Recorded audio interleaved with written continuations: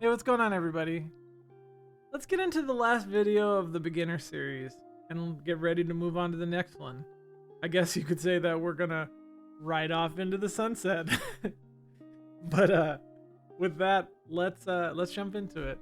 So I'm gonna go ahead and right click on the Java folder and we're gonna open it with Visual Studio Code. And now we're gonna make a new file. I'm gonna call this one ride.java. And now let's go ahead and make a ride class. So I'm gonna say class ride. And inside this class, we're gonna do our main method. Go ahead and say it with me. Public static void main string. If I can type it correctly, array args. And let's get into it. Okay, so when it comes to overriding a method, the important thing to kind of keep in mind with it is that it's going to be across classes. So remember how we were doing inheritance and things like that before? We're going to do some similar stuff here. Let's make another class below called animal, just like we've done before. And inside animal, let's make a method called speak. It's going to be public void speak. It's not going to take any arguments. And let's do a simple print here, system.out.println.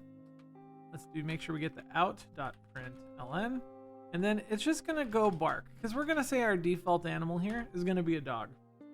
Okay, so now that we have our class animal, let's go ahead and just copy that real quick. And we're going to make one more class right below. We're going to call this one cat. Cat is going to extend animal. So let's type our magical word extends. And then we're going to put animal here. And then instead of in speak, we're going to not make it bark. Because remember, this is a cat. So we're going to go meow. I hope nobody ever makes that into an audio file someday. Please don't. I beg you. But besides that, let's go ahead now and go back up to our ride class. So this is where all of the different magic is going to happen. So inside of our main method, let's make two constructors. I'm going to make an animal constructor first. So we'll say animal dog equals new animal. And then let's make a cat constructor. So we'll say cat equals new cat. So we have two objects here that we can tinker with, a dog and cat. So let's just have them speak. So we'll say dog.speak and then cat.speak. Nothing too exciting yet. So let's go ahead and open up our terminal. I'm going to go ahead and open the terminal now. We're going to go to our desktop and our Java folder. And then here we're just going to compile what we have. So Java C ride.java compiled successfully. So now let's run it. So Java ride. We get bark and meow. So now that we have those two results, let's go back and take a look at the code real quick.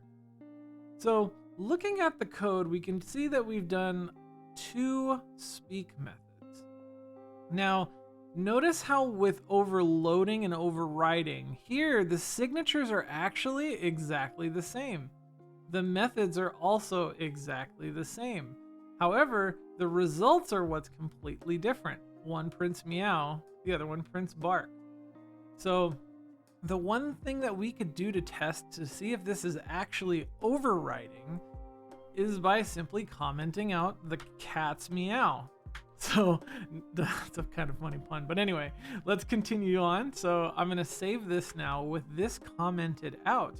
Let's pull our terminal back up.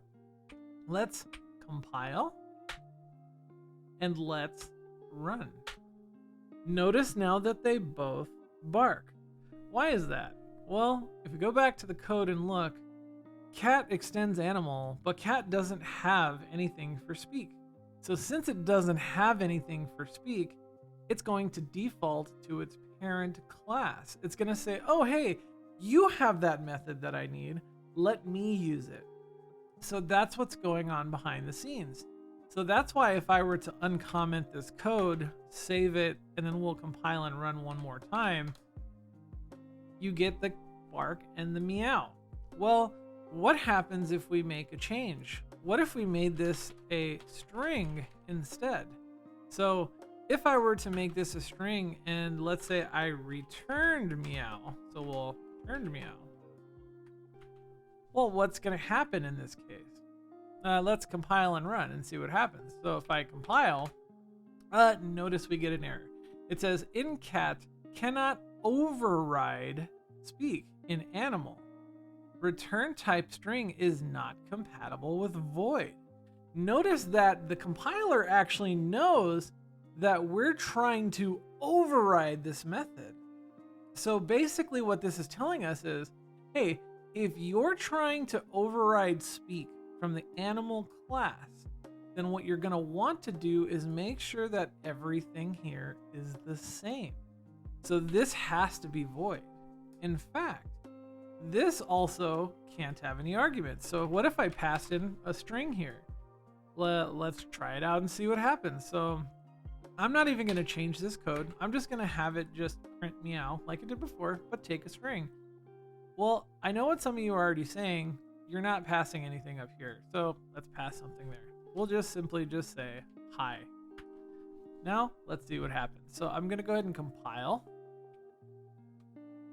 Oops, wrong button. Let's hit the right button this time.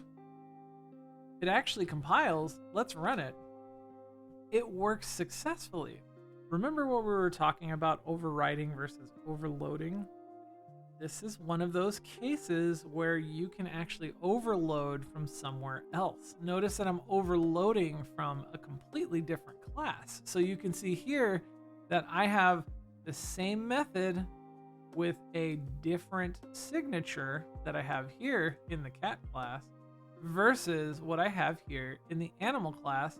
I have the same method again and nothing being passed in. So what I actually did was overload it from a different class. So to summarize what overriding is, because this is something that's kind of easy to confuse sometimes. Overriding is when you have the same method with the same signature, just like what we talked about before. So the parameters are your signature that you're trying to look at. But from class to class, you make a change. So from the parent class, animal, we change the behavior of speak to do something completely different in the subclass or the child class, cat. So that is what overriding is doing.